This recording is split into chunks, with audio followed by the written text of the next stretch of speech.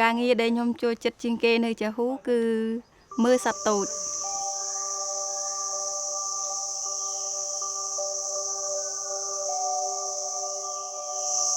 ខ្ញុំឈ្មោះស្រូវសាអេន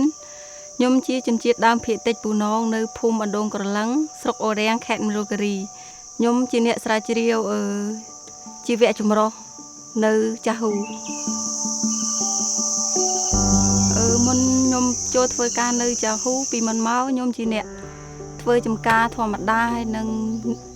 នៅផ្ទះដើម្បីធ្វើម្ហូបធម្មតាហើយមើលកូន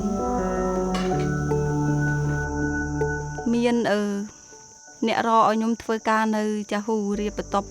ខ្ញុំក៏ចូលធ្វើជាអ្នករៀបបន្ទប់រយៈពេល6ខែបន្ទាប់មកអ្នកគ្រប់គ្រងពួកខ្ញុំគាត់មកពីបរទេសគាត់ចង់ឲ្យខ្ញុំចូលជាអ្នកស្រាវជ្រាវនៅក្នុងព្រៃស្រាវជ្រាវសត្វតូចហើយនិងសត្វស្លាបសត្វអីផ្សេងទៀត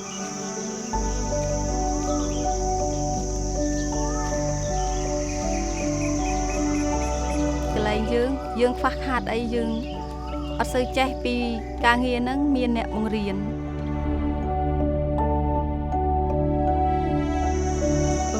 ការងារដែលពួកខ្ញុំទៅរាល់ថ្ងៃគឺស្រាវជ្រាវសត្វតូចពួកខ្ញុំចេញមកពីផ្ទះប្រហែលជាម៉ោង4កន្លះ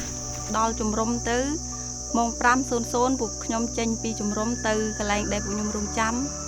នៅព្រៃនៅកន្លែងប៉ុស្តិ៍ដែលពួកខ្ញុំធ្លាប់រងចាំកន្លែងសត្វតូចច្រៀងបន្ទាប់មកប្រហែលជាម៉ោង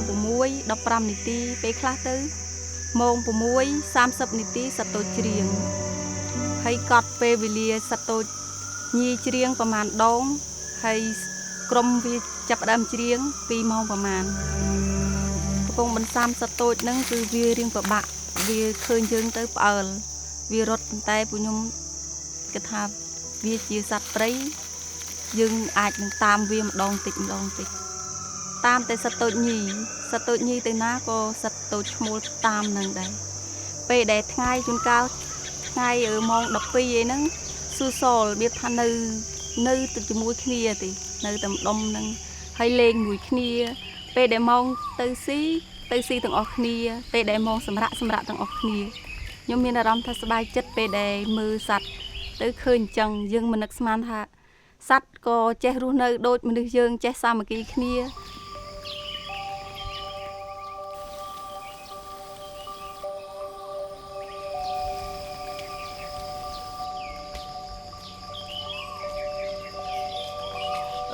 យើងកំណត់អត្តសញ្ញាណដើមឈើ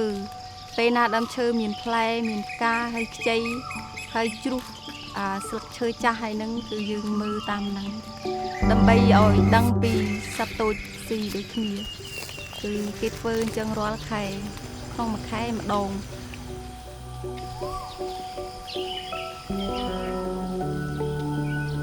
រយៈពេលប្រហែលជា3ឬក៏4ខែហ្នឹងពួកខ្ញុំមានសិក្សាអំពីមេអំបៅគឺចង់ដឹងអំពីថាមេអំបៅនៅកន្លែងចាហ៊ូយើងមានប្រមាណប្រភេទមើលប្រភេទវាអីខ្លះគឺយើងកត់ក្នុងតន័យដូចគ្នាទៅធ្វើការសម្រាប់មេអំបៅគឺម៉ោង7កន្លះពេលព្រឹកជួនកាលបើមេអំបៅច្រើនគឺយើងយូរបានមកវិញហើយជាម៉ោង12អីបើខ្ញុំពីមុនចូលធ្វើការនៅចាហ៊ូខ្ញុំអត់មានទំនុកចិត្តលើខ្លួនឯងទេដោយសារខ្ញុំអត់ចេះសោះ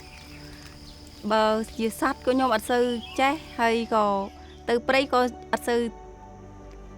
ចំណាប់ដើរព្រៃដែរដល់ពេលខ្ញុំចូលធ្វើការទីនេះទៅមានពួកគាត់អ្នកបង្រៀនឲ្យយើងចេះហើយនឹងដើរព្រៃក៏អត់ខ្លាចដែរពីមុនខ្ញុំខ្លាចតែឥឡូវខ្ញុំមានទំនុកចិត្តលើខ្លួនឯង